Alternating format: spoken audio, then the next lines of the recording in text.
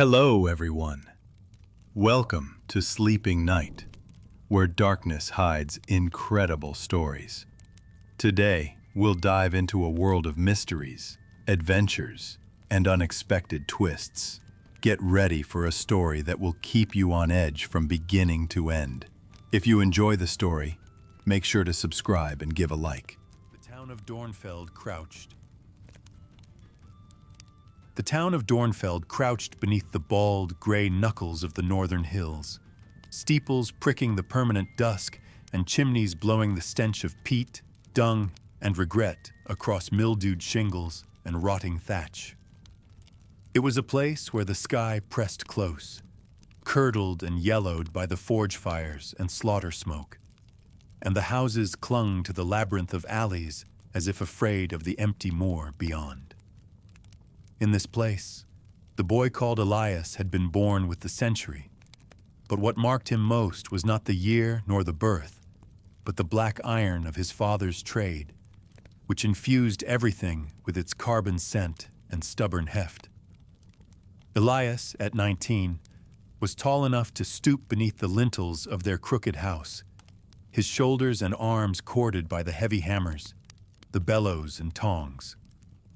There was a coarse vitality to him, a restlessness that seemed to vibrate in his fingers even when they were at their stiffest, split and scabbed from long hours in the forge.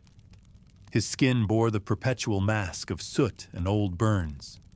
His hair was a thick, dark sweep, sometimes tamed with a wet comb for church or market, but mostly wild and caked with the dust of his labor.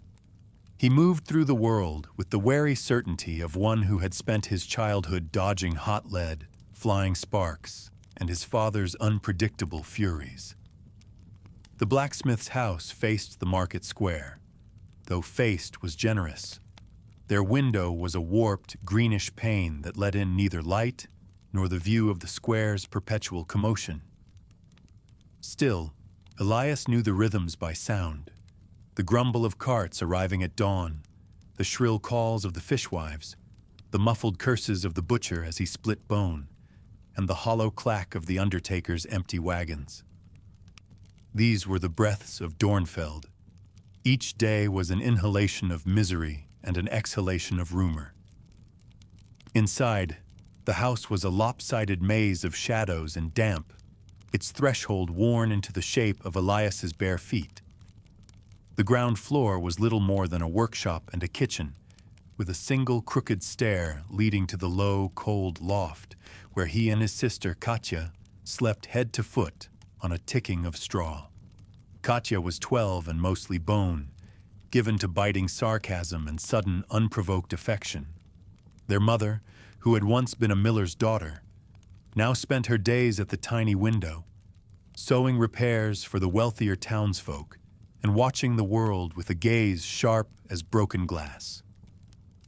Elias's father, the blacksmith, was a man of iron habits and iron moods, whose love for his son was expressed in the relentless expectation of perfection. Every morning, before the bell of St. Matthias tolled the hour, the forge would already be a furnace of orange and white. His father hunched over some task or another, shouting for tongs or coal or more muscle. Despite himself, Elias felt a sort of pride in the old man's work. The way he could draw a blade from raw ore, or shape a horseshoe to fit even the lamest nag. But it was a pride mixed with dread, for the forge was as much a crucible for his father's rage as it was for the iron. The air in the smithy was always redolent with heat and the sour reek of sweat. Elias spent most of his days here, bare-chested even in winter, arms streaked with the black tattoo of labor. He liked the rhythm of the work, the honest exhaustion at dusk. But of late, something in him had begun to chafe at the boundaries of the town, at the monotony of days folding into years like hammered steel. He found himself watching the marsh road, the distant line where it vanished into mist, and wondering what lay beyond the reach of the spire and the smoke. Most evenings, After the day's work and the hasty supper of black bread and onion soup, Elias would walk the alleys in a circuitous route home, savoring the cool air and the gradual fading of the town's clamor. The first time he saw the stranger, he was halfway to the tannery, following the reek of lye and old skins. The man was standing in the mouth of a side alley, half-shadowed, his coat drawn tight against the chill. Something about the way he stood, too still, too intent, put Elias on edge, and he hurried past without looking back. But the next night and the next, the stranger was there, always watching, always waiting. Elias said nothing to his family. His father would have called him a coward. His mother would have crossed herself and spat into the hearth. And Katya would have made some biting remark about Elias being afraid of his own shadow. Instead, he kept to his routine, each night feeling the presence of the watcher like a pebble in his boot.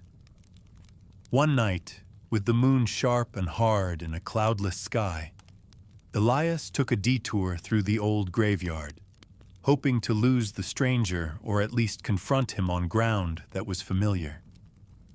He moved between the toppled stones and nettle-choked mounds, senses prickling.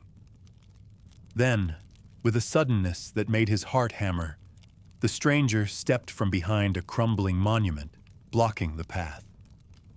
He was taller than Elias had expected, his face obscured by the brim of a hat and the high collar of his coat. There was a faint glimmer to his eyes, something hungry and bright. They faced each other in silence for a moment, the chill of the night settling in Elias's bones. "You're the blacksmith's boy," the stranger said finally, his voice flat and oddly accentless. "You have your father's hands." Elias said nothing. He watched the stranger's posture, the way his right hand fluttered at his side, not quite reaching into his coat. "There are things moving in this town," the man continued, "things that will need iron and fire. You'll help me, Elias, whether you want to or not." The laughter that escaped the stranger's lips was not the booming, unrestrained sort of drunkards at the tap room or the manic cackling of the madmen sometimes chained in the town stocks. It was a thin, metallic sound, the ring of a blade drawn swiftly over stone.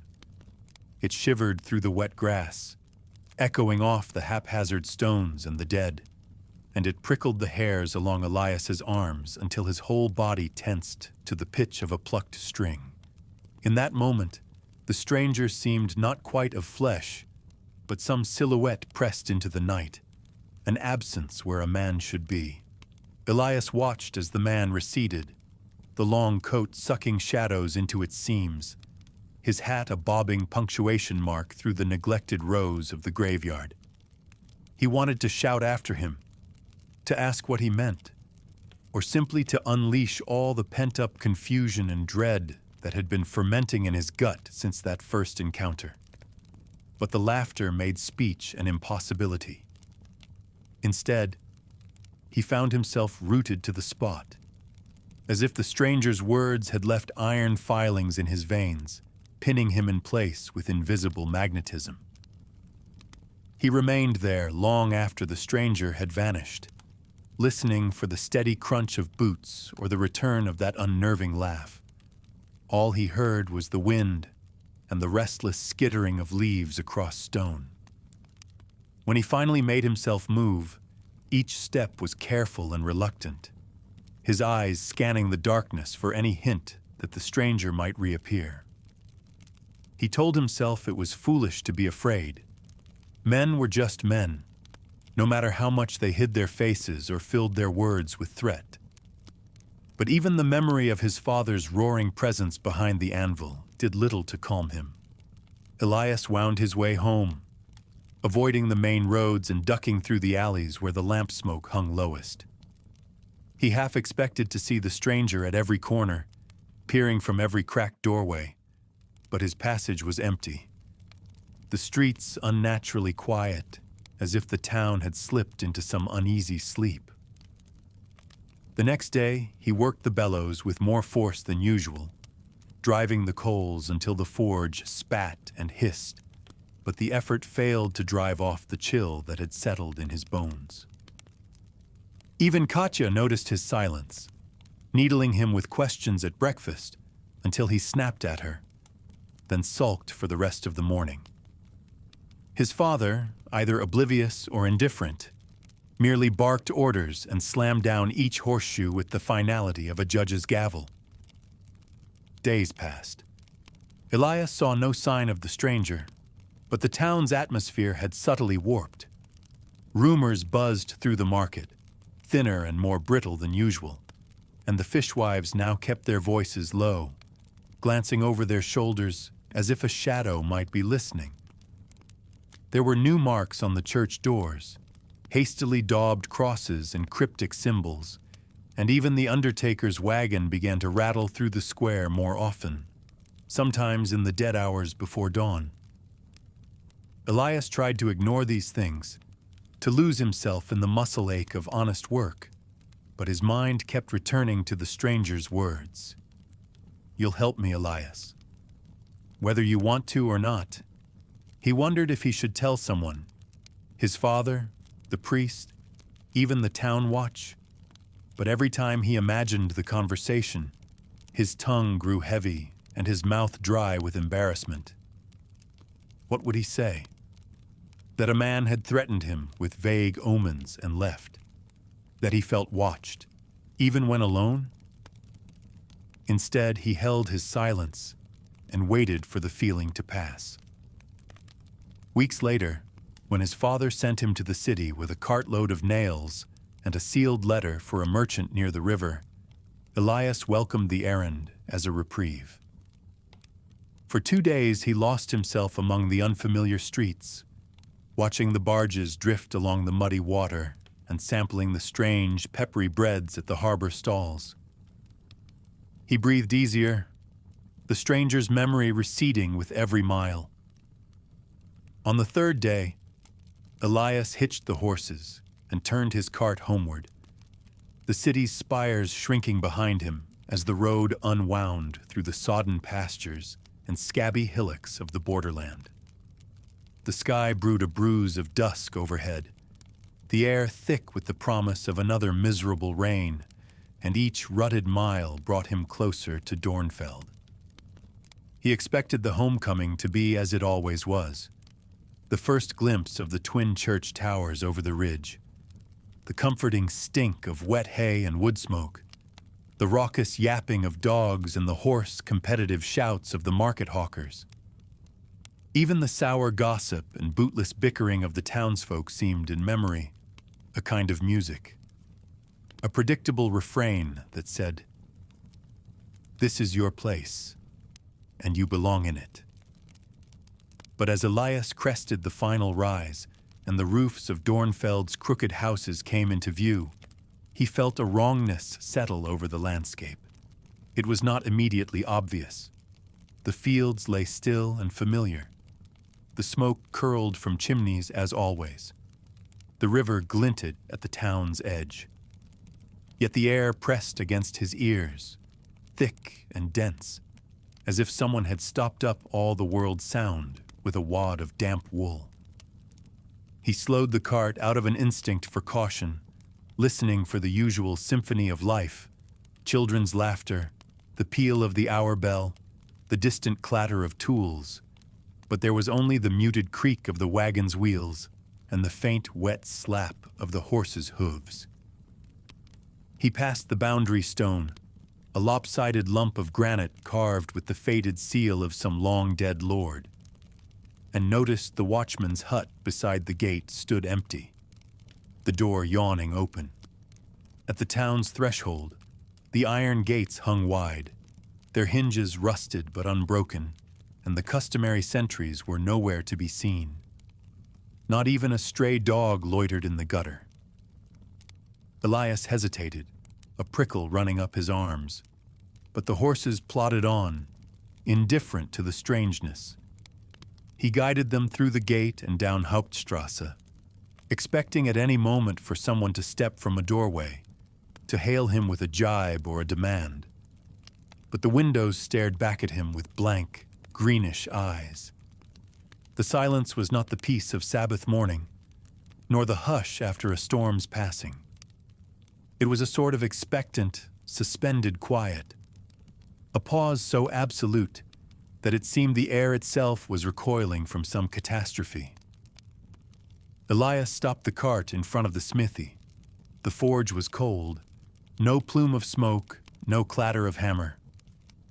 The anvil gleamed dully in the dying light, abandoned mid-task with a half-bent rod resting awkwardly atop it. He stepped down, the flagstones unfamiliar under his boots, and called out. First his father's name, then Katya's, then simply, "Hello?" But his voice fell flat, absorbed by the mute weight of the street. He ducked into the house. The kitchen was as he left it, with the soup pot still on the stove, but the bowl at his usual place on the table was half filled, a spoon balanced on its rim as if someone had been called away mid-meal. In the loft, he found his mother sitting rigid at the window, her mending needle poised above a tear in a stranger's shirt, eyes fixed on the square below. She did not blink, did not even seem to breathe, and when he touched her shoulder, she did not turn. Her skin was cool and dry, and she gave no sign of awareness. Katya was curled on her cot, hands tangled in the blanket, mouth open in the start of a word, or perhaps a scream, but she too stared straight ahead, unseeing. Elias staggered back from the loft, nearly tumbling down the steps. Panic threatened to hollow him out. He burst into the street and ran, heedless, through the alleys and lanes, desperate for any sign of movement. Here, an old man frozen in the act of drawing water from the pump, the bucket hovering in midair as if suspended by invisible wires. There, a trio of boys in the square, one mid-leap, his face twisted with laughter that would never finish. A dog stood on the fountain's edge, body coiled, jaws stretched wide in a bark that would never sound. Even the pigeons above the eaves were caught mid-flutter, wings blurred to a pale tremor, eyes dull as marbles. The entire town was transfixed, every inhabitant fixed in place like figures in a diorama. No motion, no murmurs, not even the slow creep of dusk as it bled into the streets. It was as if Dornfeld had been struck by a god's command. Halt and be still. Elias stumbled past the undertaker's wagon and through the open doors of the church. The nave was packed with parishioners, all facing the altar. The priest's hand raised in perpetual benediction. Incense hung in the air, unmoving, a ribbon of smoke forever unspooling above the candles. Elias's footsteps echoed in the nave, and still no one stirred.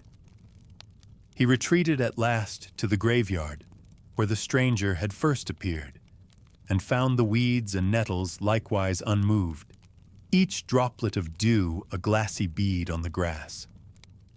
Only then did the truth begin to settle at the base of Elias's skull, a cold, mineral weight that dragged his thoughts down into the marrow. He was the only one left in motion. The entire town, every quarrelsome gossip, and every twitching animal, all of them had been stilled. He should have felt some vindication in this. He who had always gone unnoticed, the blacksmith's quiet shadow. Instead, he felt suddenly naked and more visible than ever, as if the eyes of the world's dead had swiveled to fix upon him and him alone. Elias ran. He ran not with purpose, but with a child's terror, legs heedless of the direction, his boots hammering the cobbles with the wild rhythm of a heart about to break. His mind reeled through explanations. Plague, poison, the workings of a vengeful saint.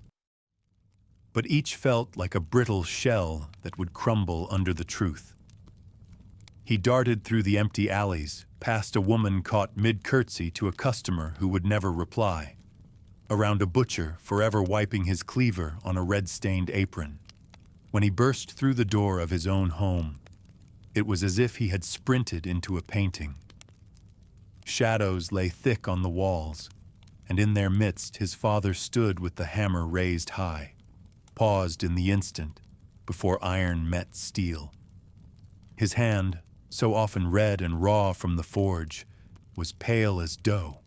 The muscles in his neck bulged with the effort of a blow that would never fall, sweat clinging to his brow like a crown of glass beads. Elias staggered forward, reaching for the hammer in his father's fist. The wood was warm but inert, as if it had been dipped in wax. He shouted, sobbed, called his father's name. But the eyes that so often sparkled with fury or pride were now reduced to two flat stones, unblinking and unseeing. Elias let go, let the hammer remain where it floated, and turned, stumbling through the narrow passage toward the kitchen. There his mother hunched over her loom, one foot braced on the treadle, hands frozen in the careful unwinding of a pale blue thread. She had always hummed when she worked, a little tune like the winding of a clock, but now there was only silence and the barely perceptible quiver of her lips, parted as if about to whisper a secret. Elias cupped her face, pressed his cheek to hers, and felt nothing but the chill of abandonment. He found Katya upstairs, poised at the edge of her cot, her fingers clasped around a wooden horse painted clumsily in red and gold. She smiled, caught in that mischievous half-grin she always wore when plotting some mischief, but her eyes were glassy and her skin cold as the morning window pane. He tried to shake her, the way he would if she refused to wake for chores, but she only rocked and then settled back into immobility, like a doll that had never known motion. Elias screamed. The sound clawed its way up his throat, raw and ragged, louder than the anvil's ring or the bellow's roar. He screamed until his tongue felt thick with blood and his breath came in hoarse, scraping gulps. He pounded his fists on the walls, slammed the table, overturned every chair. Still, no one moved. No one answered. He ran from the house again, desperate for a witness, for anything that might prove he still existed in the world.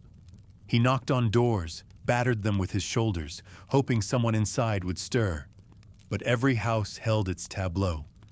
A family frozen in prayer. A baker's boy locked in the ecstasy of tasting dough.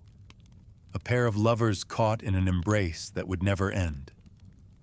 He returned to his own home, heart pounding so fiercely it threatened to split his ribs.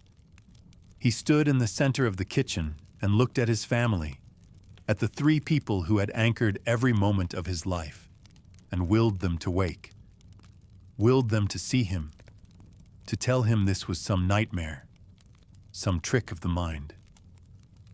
But nothing happened. Katya's wooden horse hovered in her grip, painted tail nearly chipped off, its muzzle nuzzled in her palm as if seeking comfort where there was none to be found. His father's hammer hung suspended, a comet about to fall, its head glistening with the sweat of old labor, the breath of a dozen yesterdays caught in its arc and made meaningless by the halt. His mother's blue thread dangled, an unbroken line between her hands, the filament taut as a nerve, shivering just barely in the airless quiet. He looked from one to the next, waiting for the spell to break, for the world to lurch and cough and resume its old, untidy clamor. The tick of the kitchen clock, the scrape of a stool leg, even Katya's habit of humming through her teeth. He would have traded years of his life for any of it. Instead, nothing. The universe had cinched itself shut with a drawstring, leaving him on the wrong side of the bag. He was alone. utterly, impossibly alone. The silence pressed its palm over his ears, then slipped inside his skull and stuck there like a splinter. Elias tried to breathe slowly, but the air tasted sour, thick with the ghost of forge smoke and the raw, granular bite of stone dust, the old scents now untethered from any living source. He wandered the rooms again, unwilling to believe so complete a stillness. He called to his family, first in the measured tones his mother had taught him, and then, when that failed, in a rising, pleading panic. The echoes of his voice seemed to shrink as they left his mouth, dissolving at the threshold of each room, denied permission to travel farther. He pressed his forehead to the cool glass of the window, searching the street for a sign of movement, a twitch of curtain or the glint of a cat's eyes. The buildings on Hauptstrasse leaned in over one another, their crooked facades made stranger by the absence of any human shuffle. Above, the clouds moved with stately indifference, their shadows passing over the houses like the memory of hands brushing a child's hair. Elias lingered there, watchful, until even the hope of motion staled. He stepped outside, the door groaning on its hinges like an animal in pain, a sound so sudden in the hush that he recoiled, fingers trembling on the latch.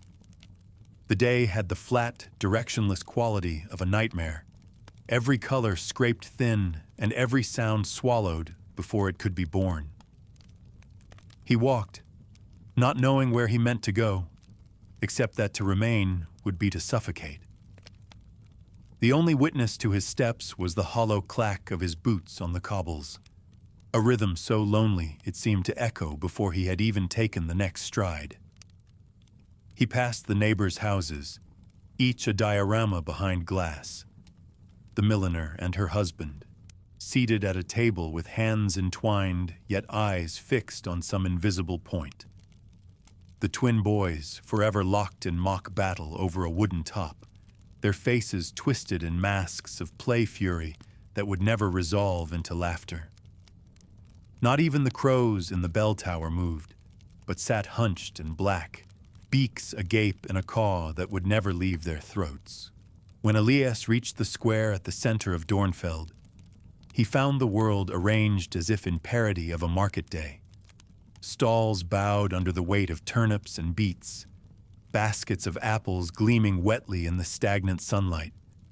But the vendors stood behind them like bad puppets, arms frozen mid-haggle, eyes glassy with some last unshed argument. A cart horse blinked in the direction of its absent driver. The man who sold licorice sticks stood with his arm extended, palm up, waiting for a coin that would never fall. Elias stood in the middle of it all, the only moving part in a mechanism that had forgotten its function. He circled the fountain twice, 3 times, hoping the ritual might break the spell. It did not. Instead, the silence grew more assertive, organizing itself around him until he felt suffocated by its perfection. He reached into the fountain and splashed water against his face. It was bracing, but did not wake him. When he turned back, the droplets hung in the air a moment too long before obeying gravity, as if time itself were reluctant to continue. By the time dusk began its slow expansion through the alleys, Elias's limbs felt numb and his mind buzzed with the static whine of too much fear. He staggered to the steps of the town hall and sat, head in his hands, listening not for rescue, but for the possibility that he had ceased to exist altogether. His own breath was the only thing he could still trust, ragged, animal, insistent. He stared out at the square, at the world locked tight in its tableau, and tried to remember how it had ever been otherwise. The stillness was so complete that it seemed to crowd out even memory, as if there had never been laughter or argument or the brief, savage joy of being young in a small town. He sat there for a long time, legs splayed on the cold stone, until the last of the light fell away and turned the windows black. Somewhere behind his eyes, a voice whispered that perhaps he had died too. That maybe this was a purgatory devised especially for him, and he would spend eternity as the sole witness to a world that would never move again. He buried his face in his palms and waited stubbornly for the dawn. He expected nothing from the night but its usual black, implacable silence.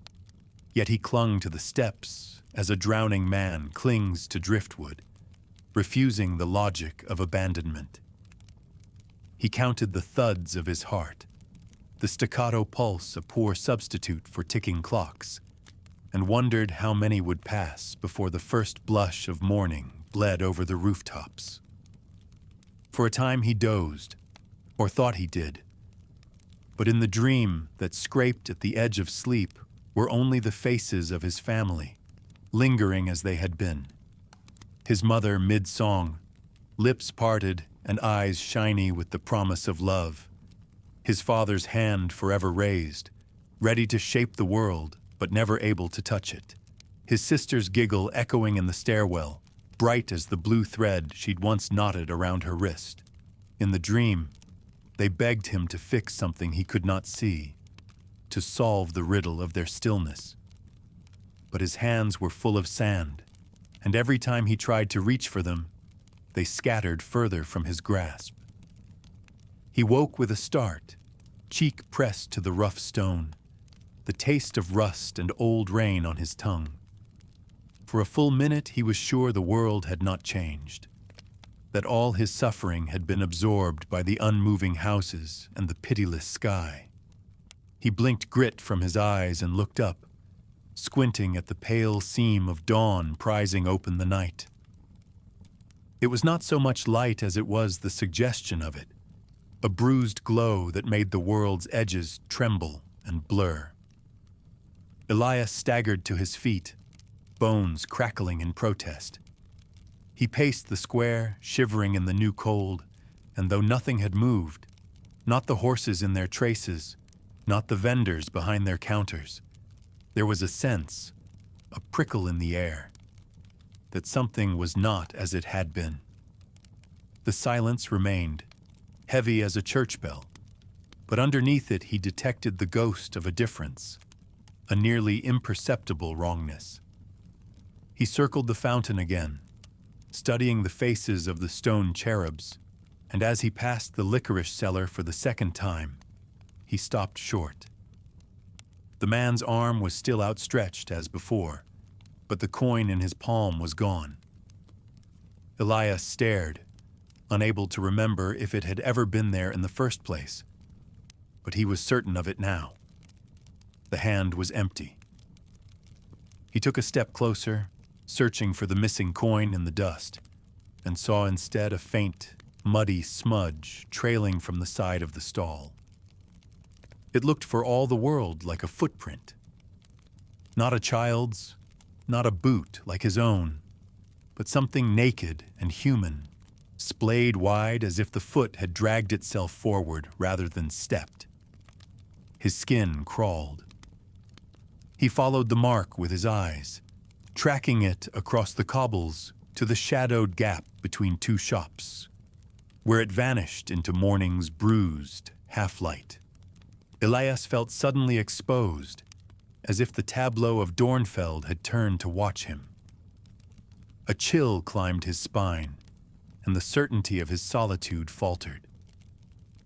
He knelt by the footprint, tracing its outline with a trembling finger. The print was fresh, still wet at the edges, as though whatever had made it had passed only moments before he woke. He straightened, heart drumming in his chest, and peered into the alley. It was empty, but the hair on his arms stood up in warning.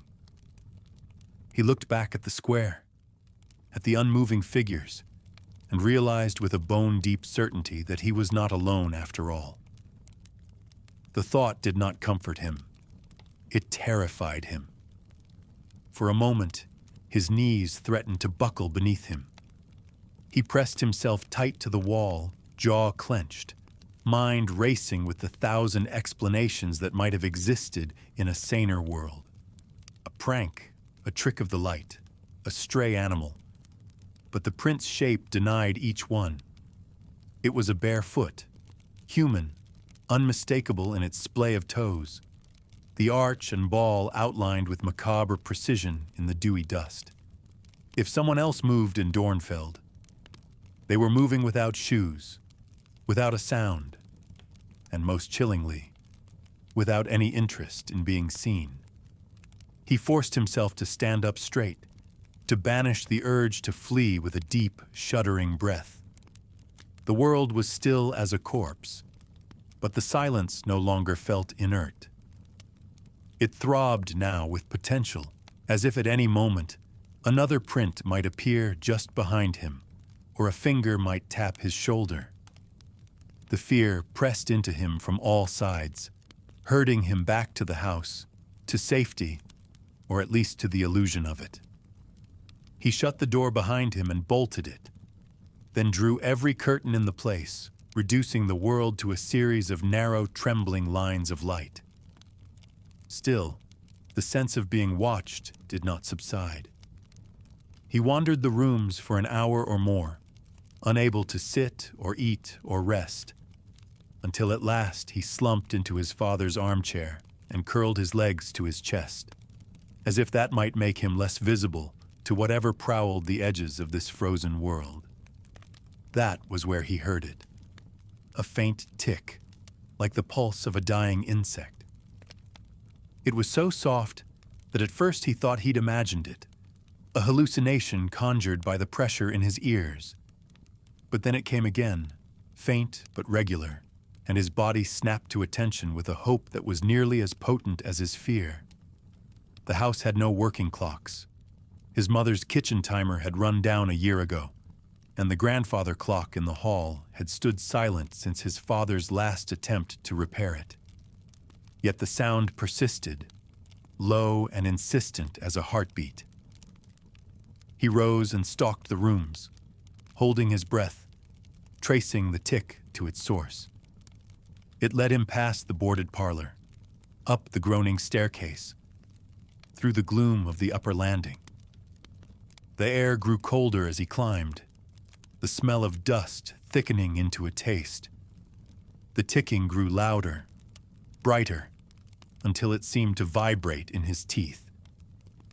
It drew him to the trap door at the end of the hall, the one that led to the attic, a place he had not entered since childhood. He hesitated, palm slick on the pull cord, but the sound was relentless. It seemed to demand that he follow.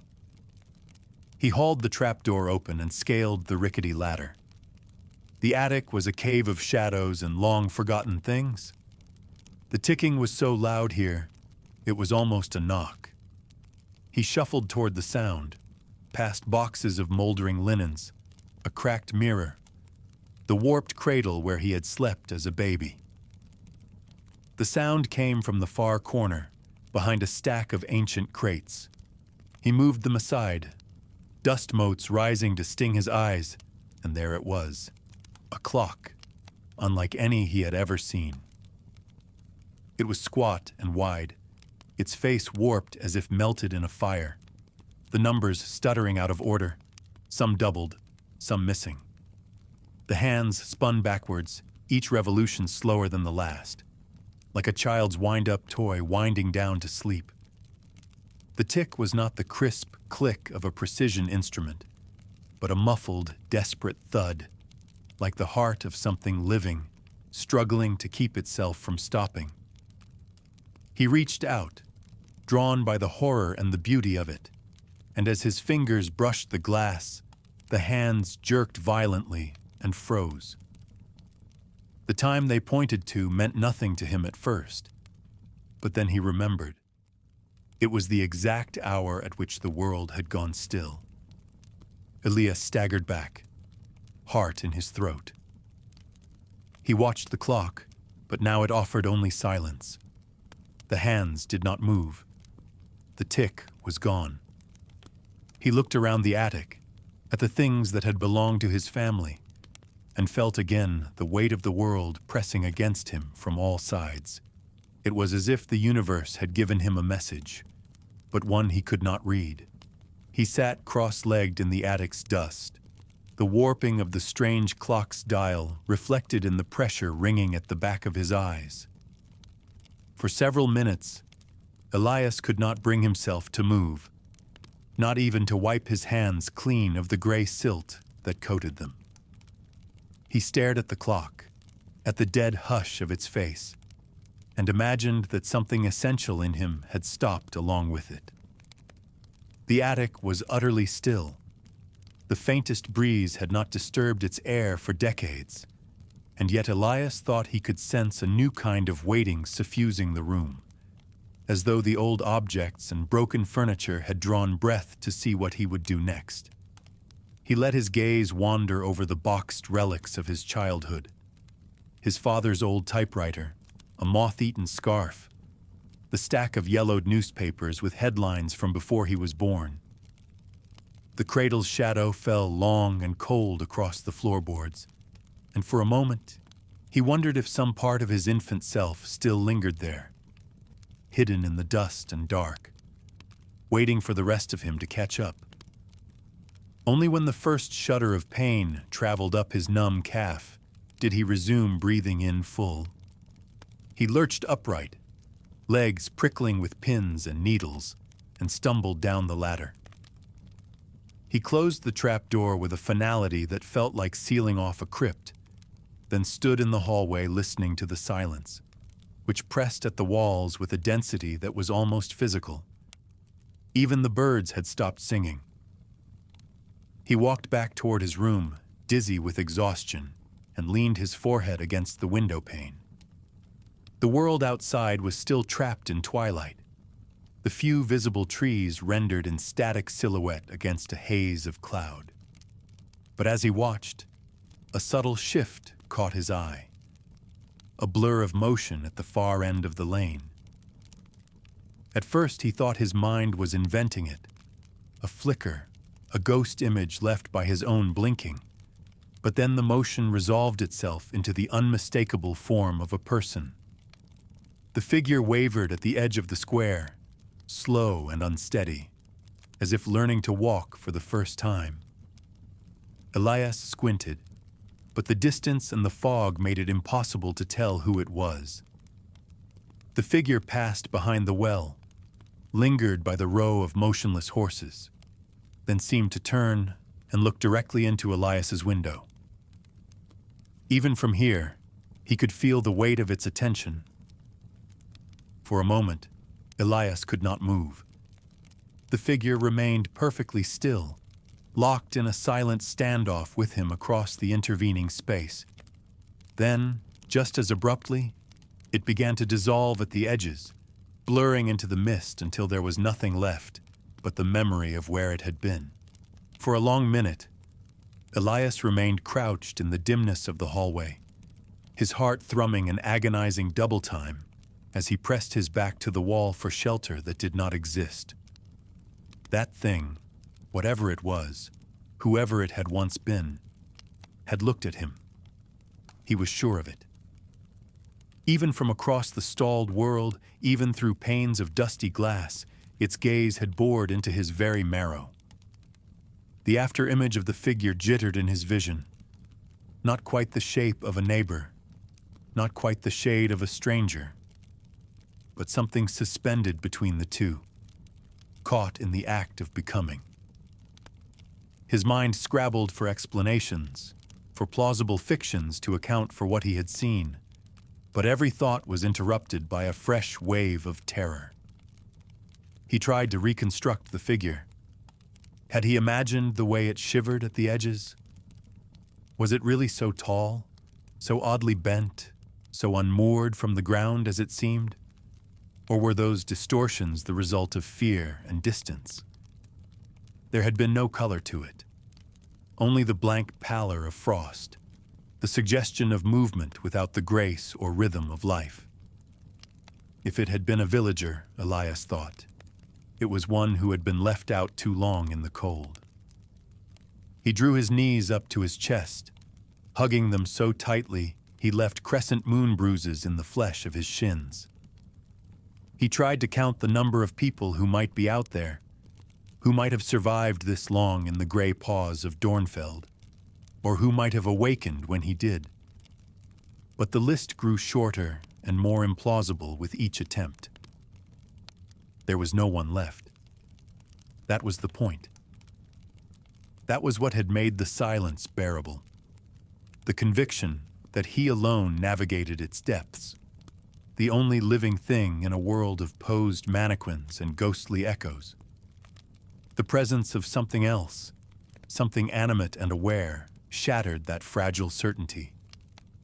The town square was no longer a stage set for one, but a hunting ground, and he was no longer the sole observer. He imagined the figure creeping through the alleys at night, pressing its face to the glass of every house, seeking the smallest flicker of movement, the subtlest trace of heat. He imagined it searching for him, drawn by the same instinct that had driven him to peer through the curtains in the first place. He wanted nothing more than to hide, to crawl beneath the bed, or seal himself in the attic until the sun returned and the world began again. But the certainty that the figure had seen him, or worse, recognized him, made even inaction a form of exposure. Elias felt the gaze of the thing lingering on him, as if it had marked his position and would not forget. He sat there for what could have been an hour, or a day, or a year, the passage of time rendered meaningless by the absence of clocks and the numbing repetition of his own thoughts. Eventually, the panic ebbed, replaced by a raw and hollow numbness. It was in this state, stripped of hope or logic or even the luxury of fear, that another impulse took root: the need to know. If the world had changed, if the rules of before no longer applied, then understanding the new order was the only chance he had left. The alternative was to cower in the shrinking islands of shadow, waiting for a thing he did not comprehend to decide his fate. He stood on trembling legs, wiped the dampness from his face, and forced himself to breathe in even, measured beats. He would watch. He would learn. And when the thing returned, he would be ready. That night, he resolved, he would return to the square.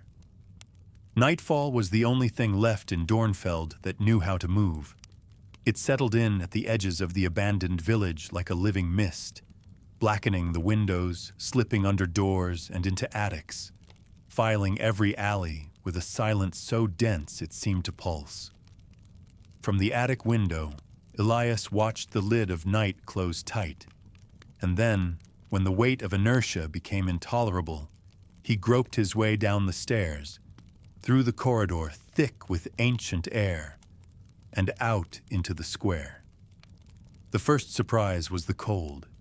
It was sharper than he remembered, slicing straight through the layers of wool and flannel and undershirt, leaving his skin pimpled and his joints aching and slow to bend. He stood at his stoop and inhaled. The air carried the taste of charred wood and iron, and under that, the silt-sweet tang of the dormant river. It was so sharp it made his eyes water.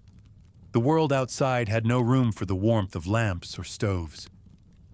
The only illumination came from the moon, which hung low and bulging in the east, smearing the cobbles with a pale, sickly glaze. Elias stepped forward and was startled to hear his own footsteps.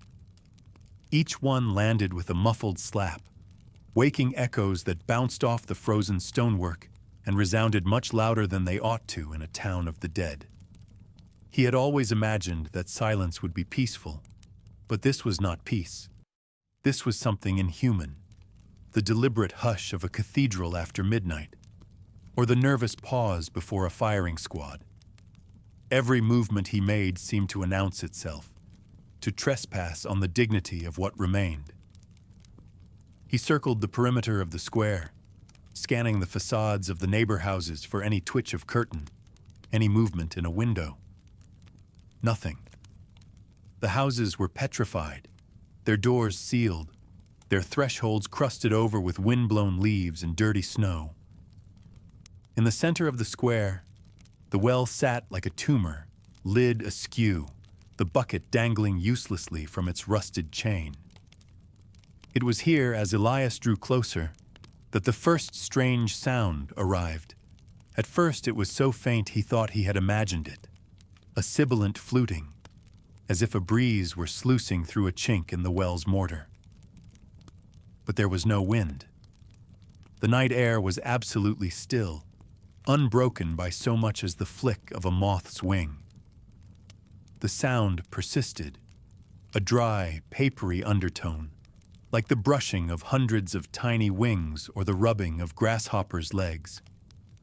Elias stopped dead, holding his breath, and the sound sharpened into something unmistakably alive.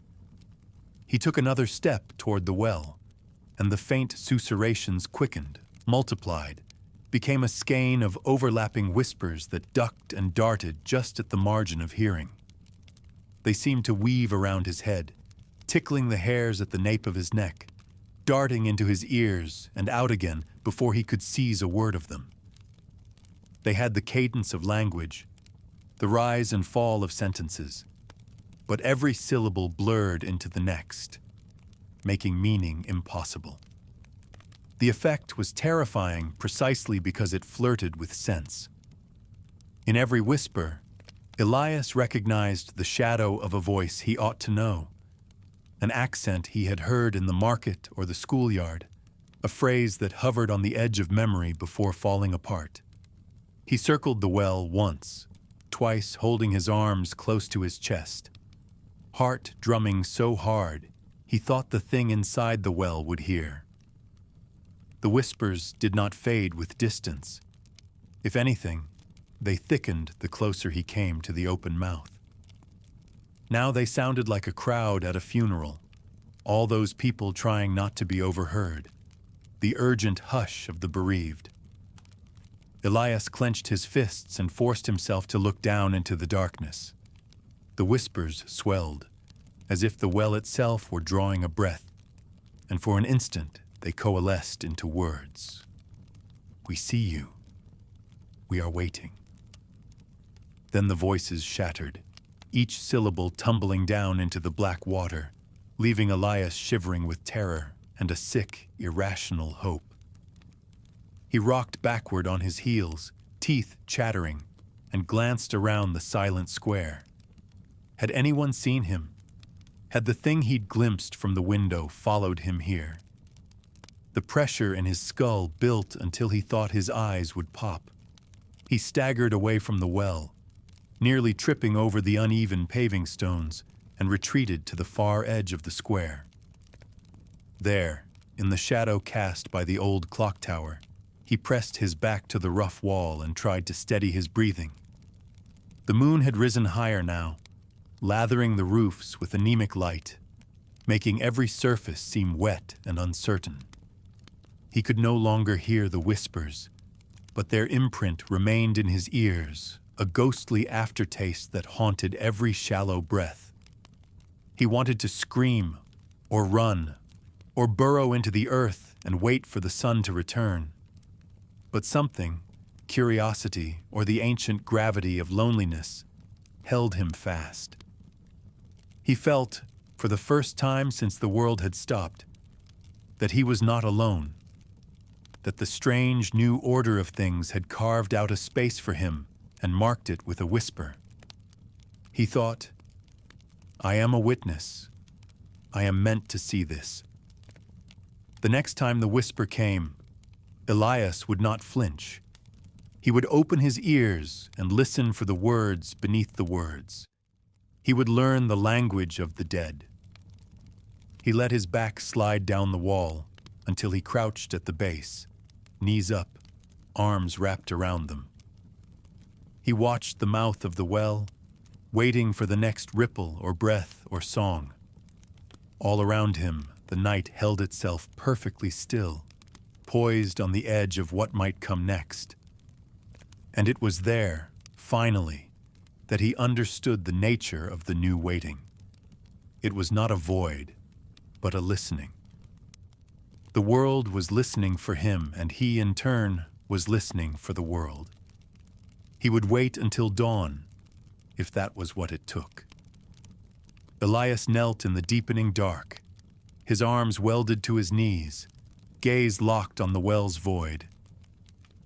It was only when he looked up, because he had to, because the silence above the rim was heavier than the blackness below, that he saw the villagers.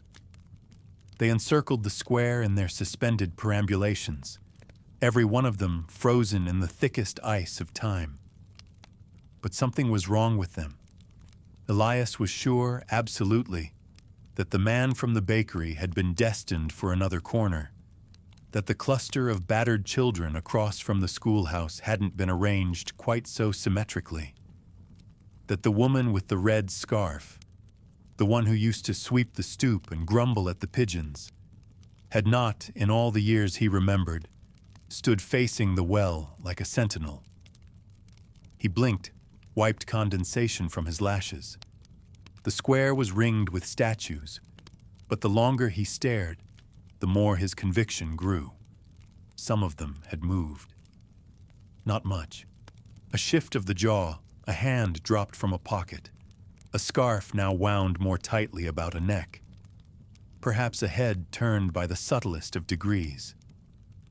As if, in the instant he'd looked away, the villagers had shuffled in a great, communal tension, adjusting themselves for a better view. He counted. 1, 2, 3, 4. 14 figures, where this morning, he was absolutely certain, there had been only 12. His mouth filled with the sourness of old milk. He tried to steady his breath, to rationalize. He had miscounted, surely.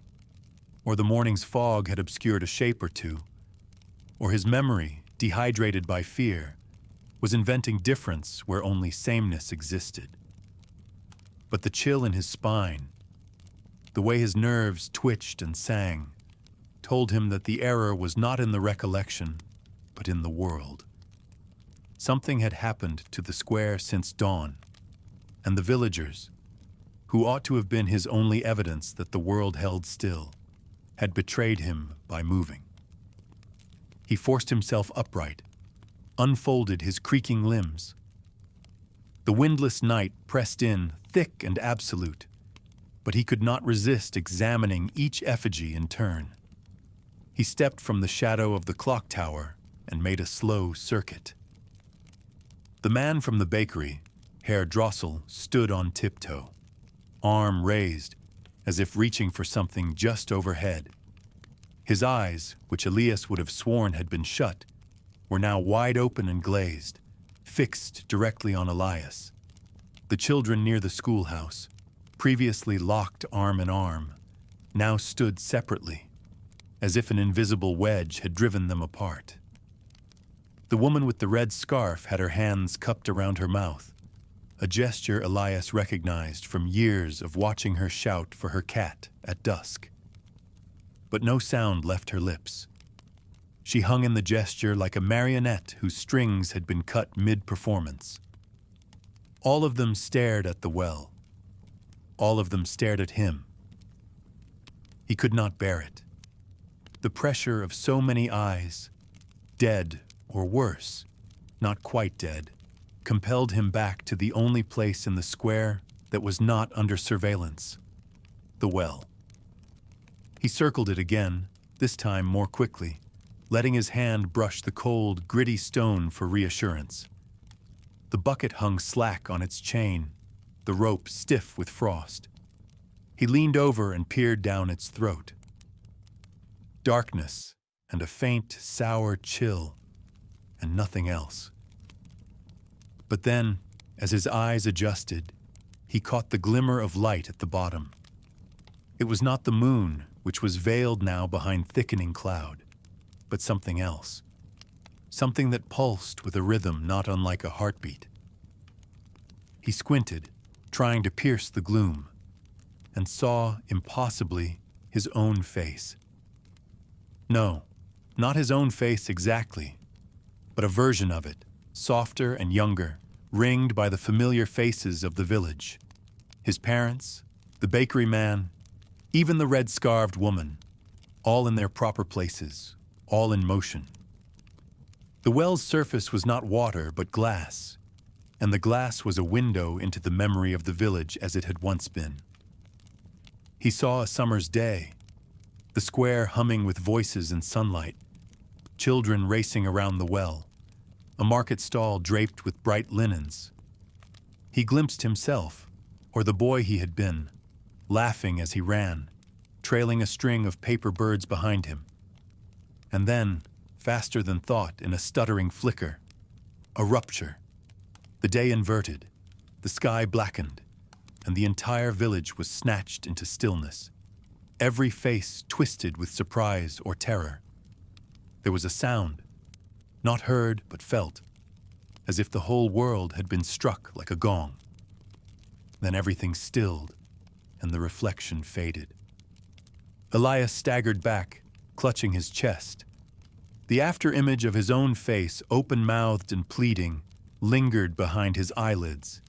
He tried to make sense of what he'd seen, but logic fluttered away from him like a moth from a flame. Whatever had happened to the village had imprinted itself in the well, like a curse or a memory that could not be drowned. He looked up, and the villagers had moved again. Now they were closer, all of them. The baker's outstretched hand pointed straight at Elias. The children stood in a semicircle, eyes huge and black, their lips peeled back in rictus grins. The red-scarved woman had advanced to the lip of the well, her hands no longer cupped, but pressed flat against her cheeks, as if to stifle a scream. He stepped back, almost tripping over the edge of the well. The enormity of their attention pressed down like a slab of stone. He wanted to run, but his legs would not obey. He was a fly pinned under the gaze of 1,000 compound eyes, everyone more watchful than the last. And then the shadow fell over him. He hadn't seen it move, hadn't registered its passage from the periphery of the square. But there it was, the figure from the attic window, the one that had broken the rules of silence and solitude. It stood a dozen paces away, black and angular as a splinter, its outline refusing to resolve into the shape of any person Elias had ever known.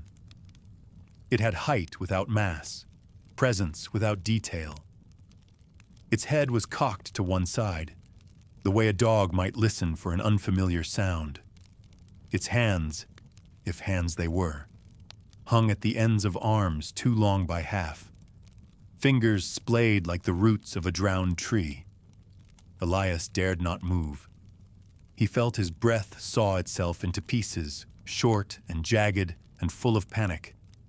The figure took a step forward, and then another, each movement slow and deliberate, as if savoring the unfolding of events. Its feet made no sound on the cobbles. When it paused only a few yards away, it inclined its head and regarded him with what might have been curiosity, or hunger, or something altogether outside his experience of emotion. He waited for it to speak, or to reach with those branch-tipped arms, but instead it raised a single finger, long, jointed, black as pitch, and pointed directly at the well. Elias's eyes followed the gesture. At the base of the well, where the moonlight pooled thickest, something glinted, a small shape, metallic, circled by a ring of wetness. He could not see it clearly, but the message was unmistakable. The thing wanted him to take it. He looked back at the figure and saw, to his horror, that it had closed the gap between them in an eye blink.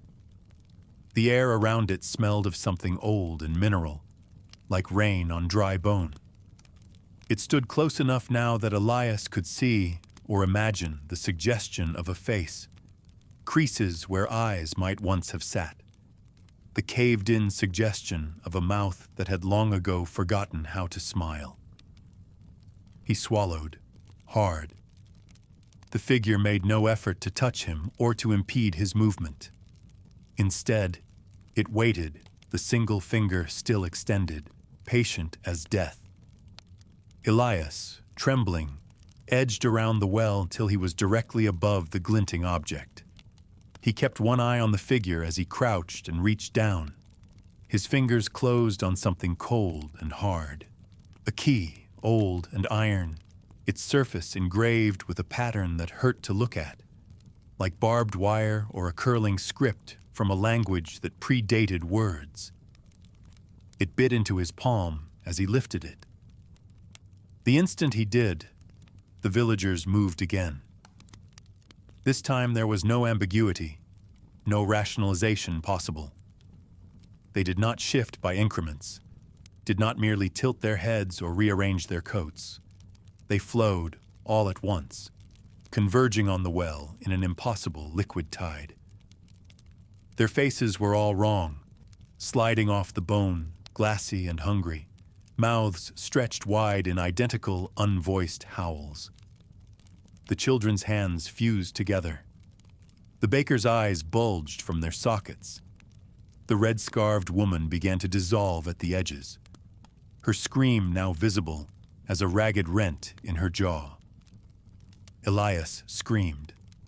The sound boiled out of him raw and unfiltered, an animal noise that tore at his own ears. He dropped the key, reflexively, as if it had caught fire in his palm, its ridges searing a memory into his skin. For a moment, its weightlessness surprised him. He expected it to clang to the stones, but instead it seemed to skitter, animate, rolling in tiny, precise arcs around the lip of the well. He lunged after it, his fingers scrabbling against the stones, but the villagers had closed their circle, a living, grotesque fence. The sense of threat was not in the possibility of being touched or seized, but in the certainty that each of them, in their contorted agony, was aware of him and would not permit escape. He twisted, intending to run, but collided with the shadow figure. Not collided, truly, for no mass pushed back, but it was as if a column of force had grown where none was before. A pressure, a density. His nose filled with the caustic stink of old metal and burnt feathers. The figure bent lower, its featureless face now inches from his, filling the entirety of his vision. There was no skin, no eyes, only a shifting surface darker than the dark, and a suggestion of contour that made him certain it was looking at him, into him, with the intensity of a starved god. He tried to back away, but the villagers' movements had become hectic, uncoordinated, their limbs jerking in fits that made the air snap and shudder. The baker's mouth stretched until it split open in a silent scream, doughy cheeks tearing as if they'd never been meant to flex. The cluster of children, once fused in parody of friendship, now clambered over each other, their small hands grasping at the stones and then at their own faces, thumbs gouging at eyes, nails tracing lines of blood across their scalps. The woman with the red scarf had lost the scarf altogether. Her hair hung in fronds about her bruised throat, and her jaw sagged, half unhinged, as if she meant to bite through her own tongue. And yet, in all this violence, none of them advanced on Elias. Not truly. They vibrated with a communal restraint, a tension that held their feet nailed to the ground, but allowed their upper bodies to convulse and gesticulate, their eyes to roll and weep, their mouths to open and shut in a parody of speech. They were puppets, all of them, but the strings ran not from heaven, but from the well. Elias saw it as clearly as a diagram. Every villager was tethered by lines of intention to the black mouth of the well, and he, standing on its edge, was the hub on which their torment spun. For a moment, the briefest instant, A kind of lucidity swept over the mob, as if the horror of their condition had synchronized them into a single collective will. The baker's arms dropped to his sides. The children ceased their self-mutilation. The woman with the ruined mouth closed her lips and regarded Elias with sorrow and terror. Their faces became, for that instant, the faces he remembered, drained of malice, charged instead with a desperate warning. "Don't!" rasped the baker, the words spraying a fine mist of blood. "The shadow," hissed the woman, her voice a wet, bubbling thing. "Not the well," sobbed the children, overlapping, their voices as thin and sharp as ice. Elias felt the message pass through him, half understood but all-consuming. He stepped back, the urge to flee scraping against the animal compulsion to obey. The shadow figure, whose presence had until then been a wall, now unfurled behind him, its arms spreading with a slow, creaking sound, like timber under strain. It did not touch him, nor did it impede his retreat. But at the moment when Elias hesitated, caught between the threat of the villagers and the impossibility of the well, the figure placed one long, root-like hand on his shoulder. His heart stuttered. The cold of it was not physical, but existential, a chill that spread from his shoulder down into the core of his being, rewriting the rules of what it meant to stand in one's own skin. He heard, as if from a great distance, the crash of breaking glass. His vision doubled, then trebled, and he saw himself in triplicate. The boy he had been, the man he was, and the shadow figure, all standing in the same footprint, all looking down into the mouth of the well. The pressure mounted. The key was still there, spinning on the stones. He lunged for it, driven by a certainty that he could still end this, still lock the world back into its proper order. But as he touched it, this time with his left hand, his right now numb and useless, he felt the key fuse to his flesh. It burrowed into his palm, rooting itself among the lines and whorls until it was not so much an object as a wound. He howled, tried to shake it free, but it only tightened its grip. Iron biting into sinew, pattern burning itself into every nerve. The villagers moved again, no longer restrained, pouring toward him in a mass that blurred the boundaries between flesh and stone and shadow. They writhed and tumbled, mouths open wide, but their faces now bore no resemblance to anything human. They were all hunger, all need, and they wanted what he held. They wanted the key, or the wound, or the opening in the world that the well represented. Elias only knew that he could not give it to them, not without being unmade in the process. The shadow figure circled the well, moving with inhuman grace. It stretched its limbs toward the villagers, and as it did, the mob recoiled, their forward momentum breaking like a wave against an invisible reef. The figure drew a line in the air, and the villagers halted, momentarily, but enough. It then turned to Elias, and in a gesture of infinite patience, pointed again down the well. Elias, trembling, obeyed.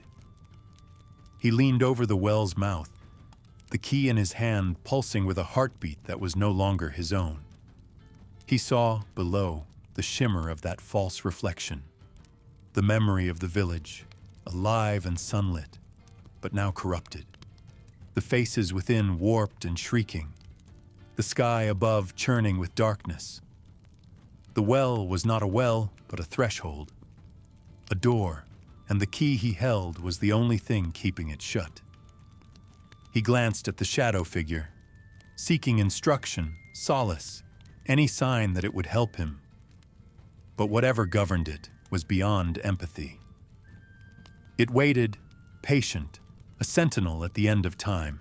The villagers began to scream. Not the muffled, choking sounds of before, but full-throated, united, as if they were a choir whose only song was agony. The sound lifted the hairs on Elias's neck, rattled the crowns of his molars. The baker's lips peeled back from his teeth. The children's hands fused into a many-fingered bloom. The woman with the ruined face shrieked until her jaw split open altogether, and the sound became a physical thing, a wind that pushed Elias closer to the well. He fought to remain upright, but the force was irresistible. The key flared with heat, and the memory of the past. The happy village, the summer's day, the laughter rose up again, blinding him. He saw in the golden blur his own face as a child, peering down into the well, seeing something that should never have been seen. He remembered the sound. The world struck like a gong, the instant when everything stopped. The memory was not his alone. It belonged to everyone in the square, fused and multiplied by the trauma of what waited in the dark. He felt himself teeter on the edge. The villagers pressed forward, their arms outstretched in a final, desperate plea. He could not tell whether they wished to save him or to drag him down with them. The shadow figure nodded, a motion so precise and final that it stripped away any last hope of reprieve. Elias clutched the key in his left hand, pressed his right over his heart, and let himself fall. There was a sound, immense and ancient, a stone heart splitting open. The scream of the villagers rose to meet it, and then everything went